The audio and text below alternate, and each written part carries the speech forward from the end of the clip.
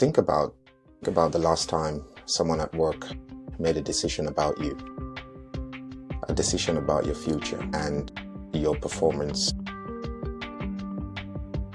or whether you still have a job in 6 months. If that was the implication, were you expecting it? Was it agreed with you in advance? Was there a clear process in place? And crucially, could you challenge that decision if you thought it was unfair? For most people in the workplace, the answer is no, because there is no paper trail. There are no agreed standards that have been put in place, socialized between you and your employer. There is no mutually signed commitment. Just one person, usually your manager, with enormous unchecked power over your professional life. And if you're a woman, or if you're from an ethnic minority background, if you're disabled, if you are neurodivergent, the data, and we're going to get into that today, tells us that the consequences of having unchecked power falls hardest on you. This episode is about a different model, a model that already exists in highly competitive organizations in the world, high performance organizations in the world. And that model says to you that your development, that your progression, your accountability in this organization is a two-way street. And we're going to make it explicit. We're going to write it down, and we're both going to sign it, the employee and the employer. My name is Samuel Taylor, and this is Achieving Potential. And today I want to talk to us about making a case for having personal development contracts within the public sector in the UK, and more specifically the NHS.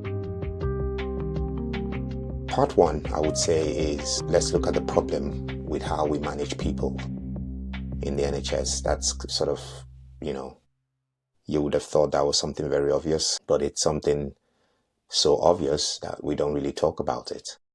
So let me paint a picture to you. You've been in your job for 8 months. You've been doing well. No one has told you otherwise. And then your line manager, out of the blues, arranges a meeting and calls you in and says, we say you've been on probation for 3 months or 6 months.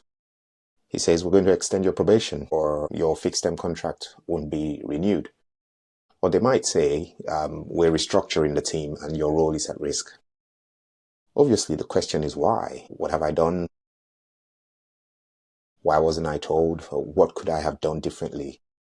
And usually the answer or the feedback is usually vague and undeterministic, very subjective, and usually lacking logic. Sometimes they tell you concerns about cultural fit within the organizations.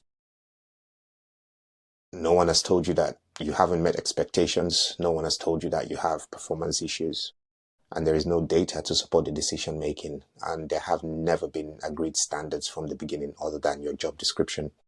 No record of feedback conversations, just a decision that's already been made and that's presented to you as fact. So it isn't a rare scenario, this picture that I'm painting. It tends to be the default operating model in most UK workplaces.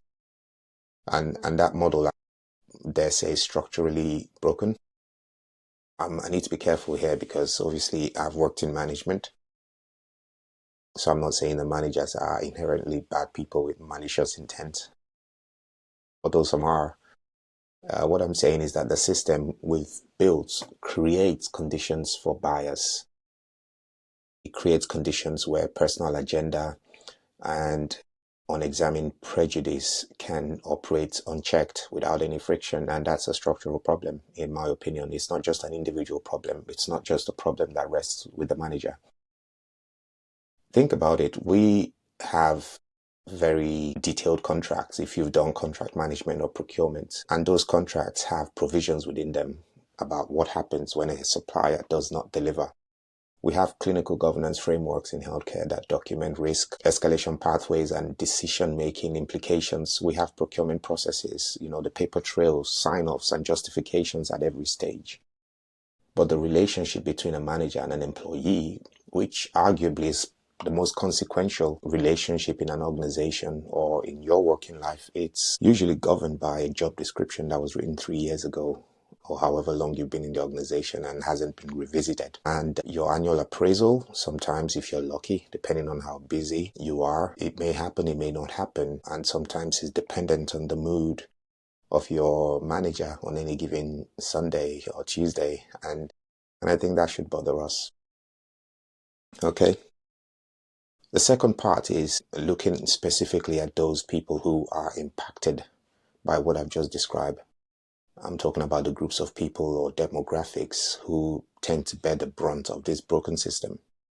Because this isn't abstract, there is hard data that tells us exactly who the current model fails. Focusing on the NHS because it's the largest employer in the UK, and the NHS publishes more workforce equality data than almost any other institution. And I've spent almost my entire career there. But if you work in retail, if you work in education and other arms of government, financial services, some of these patterns are universally applicable. So in the NHS, we have what we call the Workforce Race Equality Standard, or RES. It's annual data which is published on the experiences of Black and minority ethnic staff across every NHS trust in England.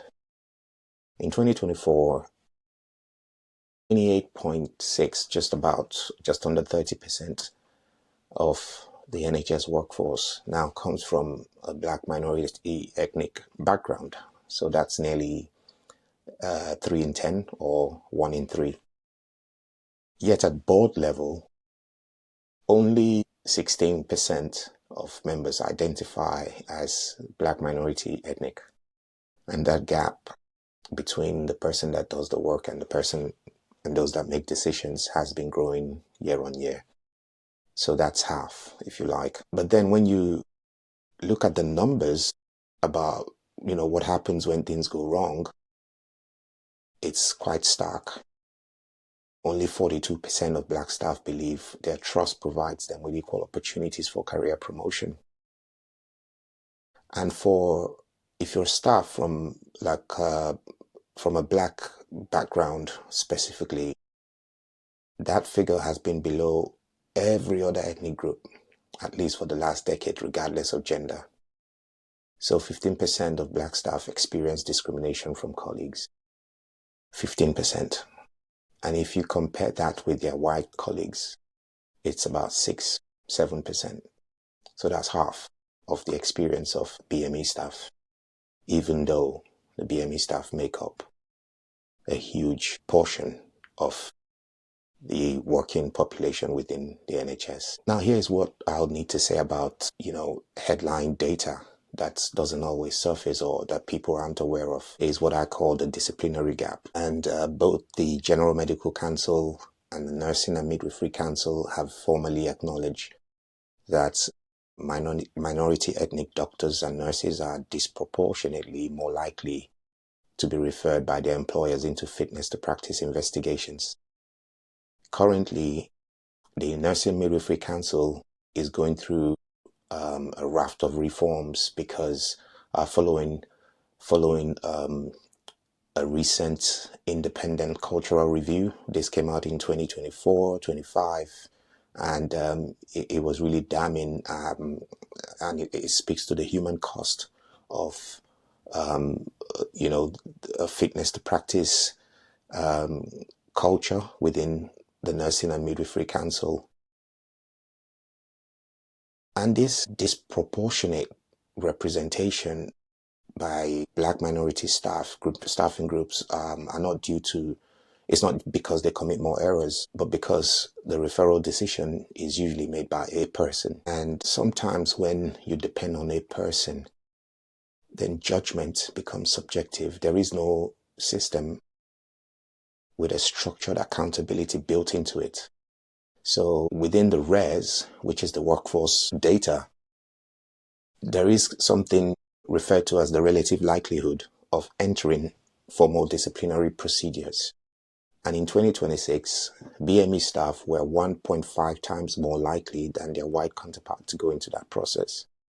For disabled staff, we have some issues that tell us that disabled staff are twice as likely to go into formal capability process than their non-disabled colleagues. So by the way, a capability process, for those who don't know, is a HR route used for when an employer has concerns about performance. And it's often the precursor to dismissal. I'm not saying that it always ends in dismissal. Yeah. Now, when we begin to look at disability discrimination, and I think in 2 years, between 2023, 24 and 24, 25, disability discrimination claims have jumped 30% in just those 2 years.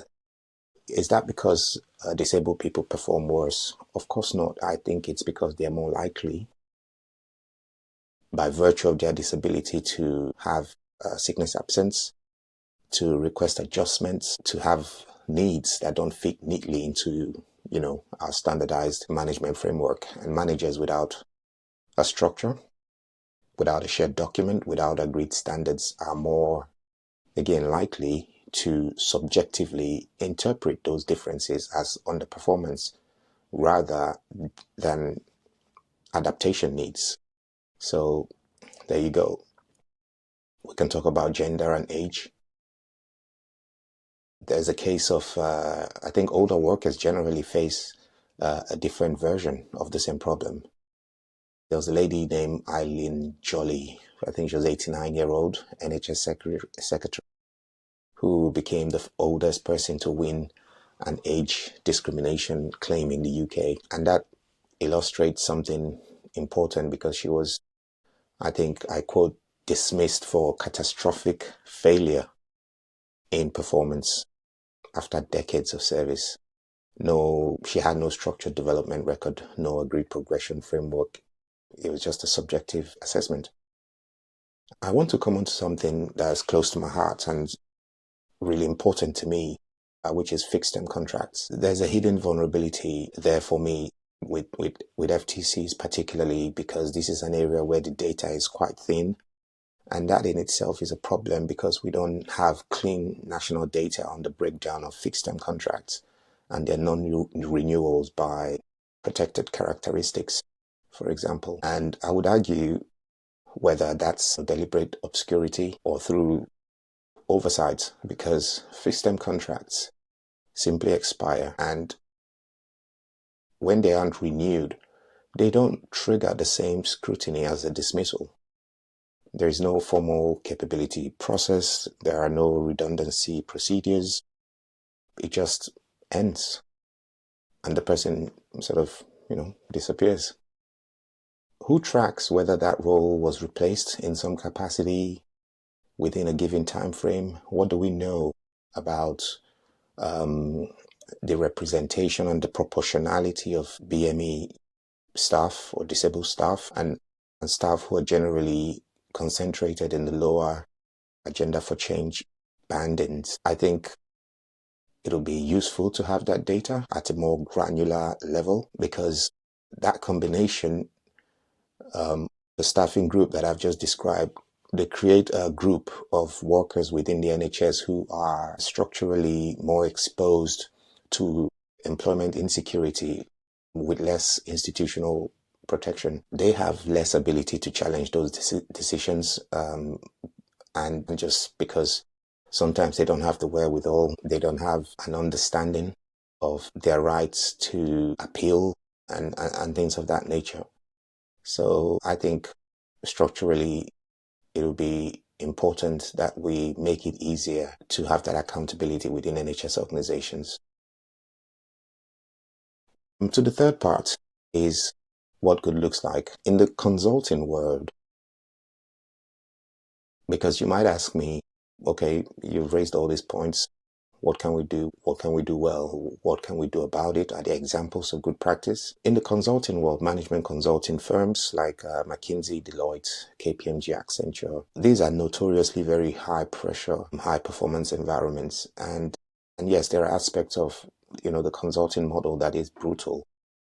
They throw you out if you're not performing. So I'm not endorsing everything about them. But here's something I think that they get right, is that the development relationship is very explicit between the firm and the employee when you join as an analyst or an associate. You don't just get a job description and a line manager and off you go. You tend to get a development framework, which is time bound as well, with a cadence of check-ins, and is very clear on what progress means and what you need to demonstrate the progress that is asked of you to get to the next level. I think they're very explicit about that. They often assign you a dedicated development coach who's separate from your project supervisor or your manager. You've got structured check-ins, your goals are documented, your development needs are tracked, and crucially, the organization has an explicit obligation to you, and a fiduciary one at that. So it isn't just a one-way street of you expecting to work for them. They also have a commitment that is documented to you. Because if you are not being given opportunities to develop those consequences, that's a failure of the firm, not just of you. You are not just left to go develop yourself, quote unquote. So I'm not saying that the system is perfect there, because there's still politics and favoritism. Absolutely, we have them in the consulting world.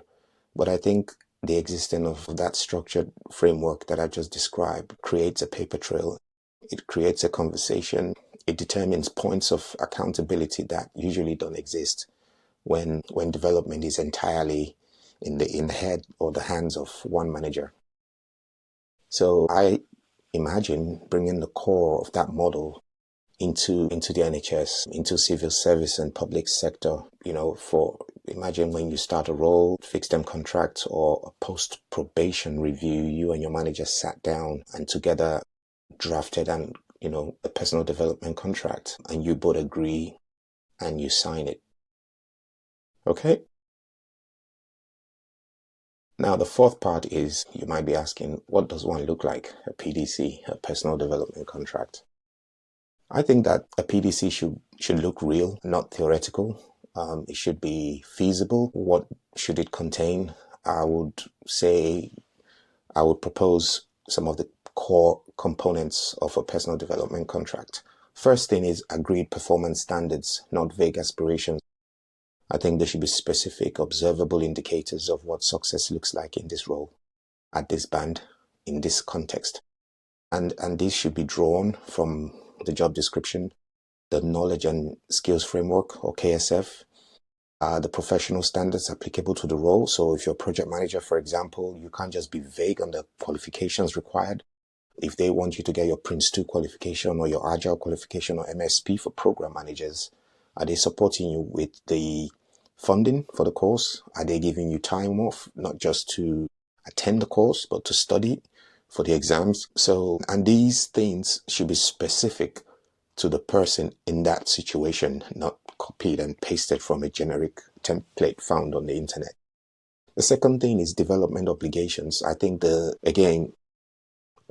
document should explicitly state what the organization has committed to providing. As I mentioned, supervision time, access to training, stretch opportunities is something I've always asked for in my roles. I need those stretch opportunities because I just don't want to be operating at this level. I need to know what the next level looks like.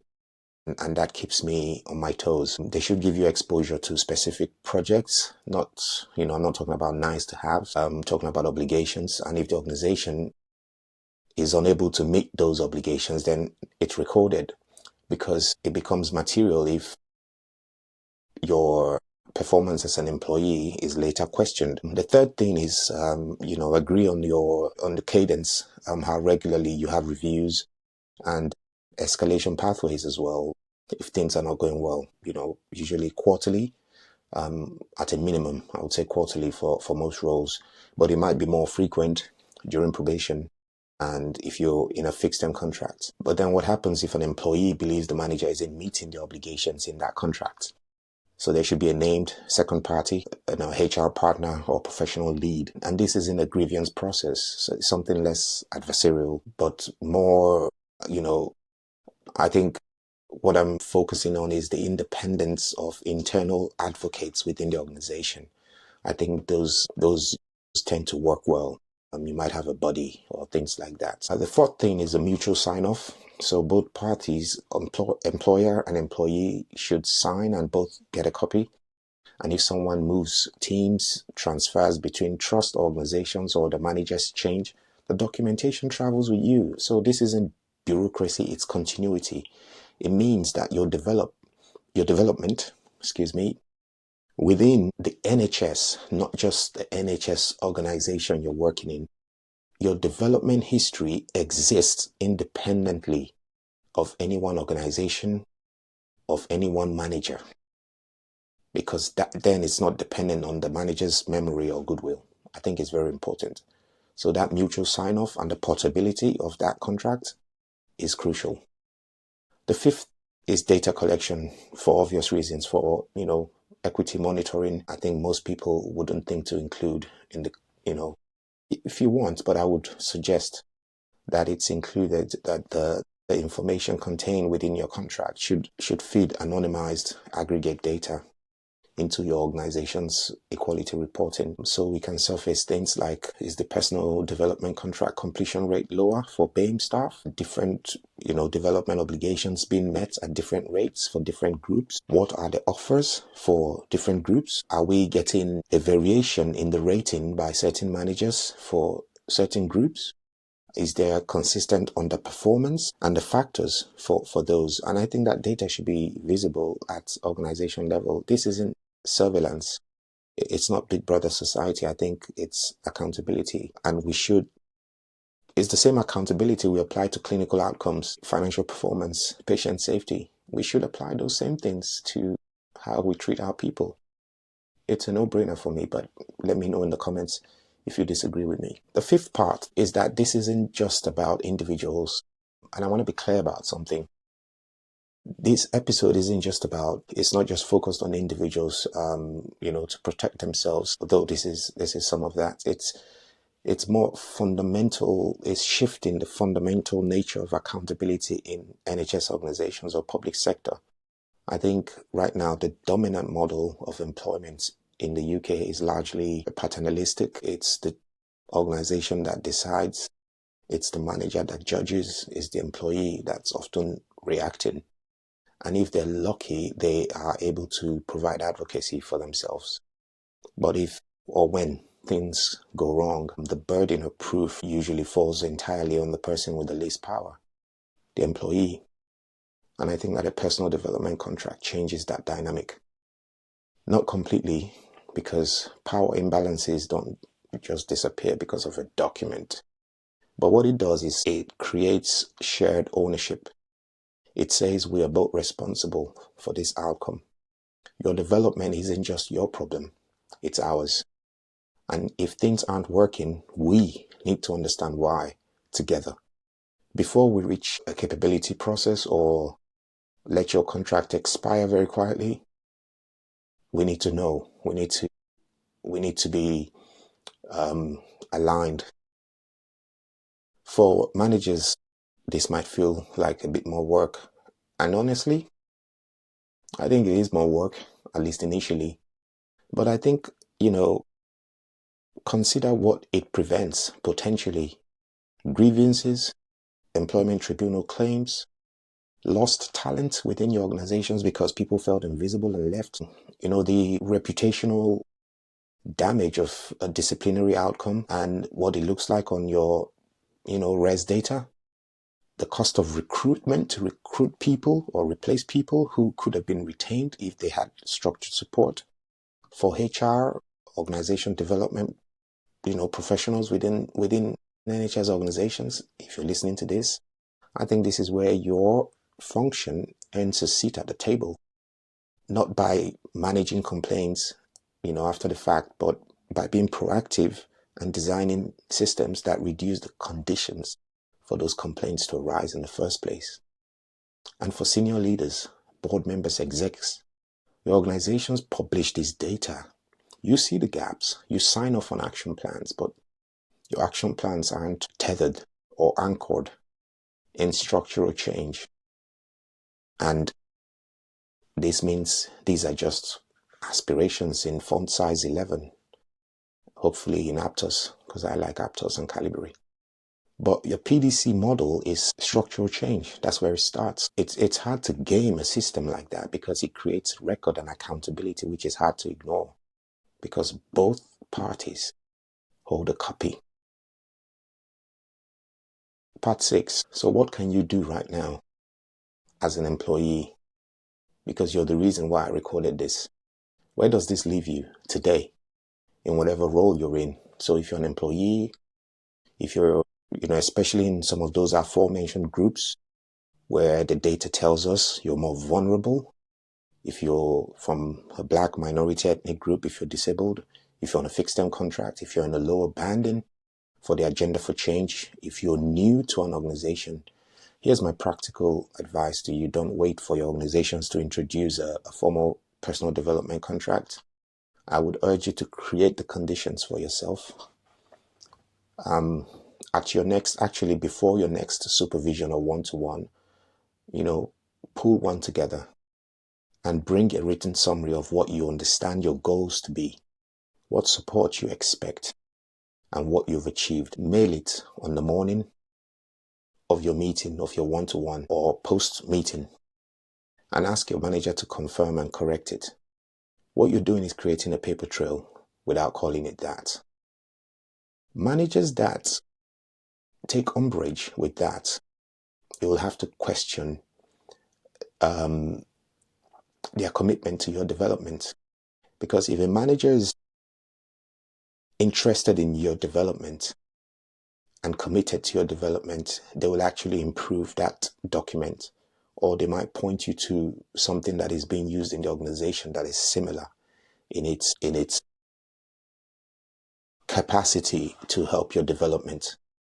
So ask very, very clearly and explicitly, what does success look like in this role at 6 months, at 12 months? Write the answer down. If you can, ask for it in writing. If the answer is vague, ask follow-up questions until you get the clarity you need. You have to make the implicit explicit. If you're going through a process, probation, capability restructure, fixed term, document everything. Date your writing and your documentation. Keep copies outside of your work email. Send them to yourself. Know your rights under the Equality Act 2010. And you need to understand that a decision that disproportionately affects a protected group may constitute indirect discrimination, even if it wasn't intended. So if you're a manager listening to this, I'm not trying to get your feathers up, but I'm looking to challenge you gently but directly. Your team is not your team. They're people. They're people with careers, with legal protections, with rights to fair treatment. Your job is not to judge them from a position of unchecked authority influenced by bias. It's to develop them. That's what management means. If you haven't had an honest, documented conversation about someone's development, one of your direct reports, in the last 3 months, I think that's a gap you need to close. If you're in HR, organization development, chief people officer or director, executive sponsor for EDI, for example, look at your employment relation data, and I'll bet you, if you look at the breakdown of people that fail probation or who doesn't get their fixed term contract renewed, or people that enter capability processes, if you begin to disaggregate the data, I think you see a pattern. And once you're seeing that pattern, you can't unsee it. But this model gives you a mechanism to intervene before those outcomes happen. In another episode, I would want us to talk about a rather insidious and frankly pernicious narrative that has taken root in sub-Western culture. And this is about the unfounded scientific notion which questions the cognitive capability of minority ethnic groups. For instance, this is seen in the imbalance between the overrepresentation of BME in roles and jobs that require physical effort, but underrepresented in roles that require intellect, such as management. The NHS and sports are but a few examples. The reason why this matters is BME staff or groups or people have long had to put up with this for many years, many years. And a new generation are growing up with this belief, and children become adults, and they will perpetuate this cycle of inequality, racism, and injustice.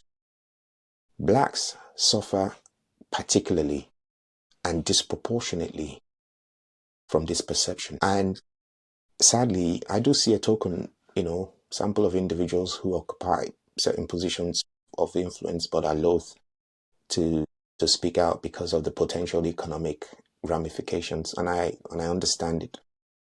So I can't wait to talk about it, because I think, like a religion, ideologies, once they've taken root, they're nearly impossible to eradicate, quite like the pythons in the Everglades or a certain type of invasive species. However, this time it's in your mind. So if you're commissioning workforce strategy, or if you're in the NHS, or if you're, NHS England is now defunct, ICB or whatever people directorate, the missing data matters. And the fact we cannot very, cleanly track fixed-term contracts, renewals, probation failures, informal exits by protected characteristics is a data governance problem. And to my mind, a form of institutional failure, and it needs to be fixed. Thank you for listening. This is Achieving Potential, and that's what the podcast is about. For most of us, achieving potential isn't primarily a question of talent, ambition, or effort. It's a question of conditions, it's a question of opportunity, and it's a question of whether the system you're working inside is set up with processes to help you succeed, or simply to process you. So the NHS is my world. It's where I've spent the most of my career, and I love it here. However, we cannot hide from the workforce crisis, the retention crisis, the diversity crisis, and a significant part of all three is rooted in the same thing: people feeling unseen, unsupported, unfairly treated. People who already face structural disadvantage. And I'm not saying that a personal development contract will fix all of that, but it gives you something to hold on to. It's something that says your development matters, your contributions matter. And if this isn't working, we're going to figure out why together, not wait until it's too late and then manage you out of the organization. I think it's a more humane way to run an organization.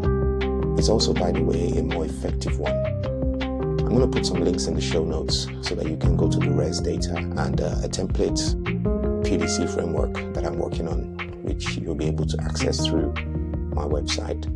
If you found this useful, please share it with a colleague, share it with your manager, or anybody else you feel might benefit from it. And if you've got a story, a time when you've been, protected, or you've benefited from a structured framework, or a time when the absence of one has cost you, please come and find me.